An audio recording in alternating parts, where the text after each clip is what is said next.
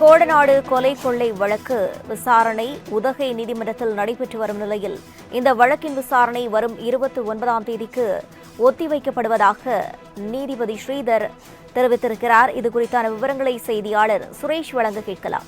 வணக்கம் சுரேஷ், விவரங்கள் வழங்கலாம். வணக்கம் பிரவீனா. கோடநாடு கொலை கொள்ளை வழக்கு இன்று உதகையில் உள்ள ஒருங்கிணைந்த நீதிமன்ற வளாகத்தில் உள்ள சார்பு நீதிமன்றத்தில் நீதிபதி ஸ்ரீதரன் முன்னிலையில் விசாரணைக்கு வந்தது. இதில் முக்கிய குற்றவாளியாக கூறப்படும் கேரள மாநிலத்தை சேர்ந்த சயான், வாளையார், மனோஜ் உட்பட 10 பேரும் யாரும் ஆஜராகவில்லை. இதேபோல அரசு தரப்பு வழக்கறிஞர்கள் ஷாஜகான் மற்றும் கனகராஜ் வழக்கை விசாரித்து வரும் சிபிசிஐடி போலீசார் ஆஜராகியிருந்தனர்.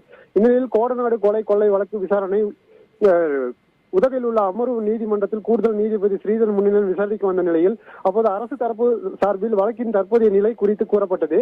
மேலும் அரசு தரப்பு சம்பவம் நடந்த இடத்தில் சேகரிக்கப்பட்ட தடயங்கள் விவரம் குறித்த மனுவும் குற்றம் சாட்டப்பட்ட எதிரிகளின் சார்பில் தாக்கல் செய்யப்பட்ட மனுவும் நிலுவையில் இருப்பதாலும் மாவட்ட நீதிபதி அப்துல் காதர் வேறு பணியில் இருப்பதாலும் இவ்வழக்கு விசாரணையை இம்மாதம் 29ஆம் தேதிக்கு ஒத்திவைத்து கூடுதல் நீதிபதி ஸ்ரீதர் உத்தரவிட்டுள்ளார்.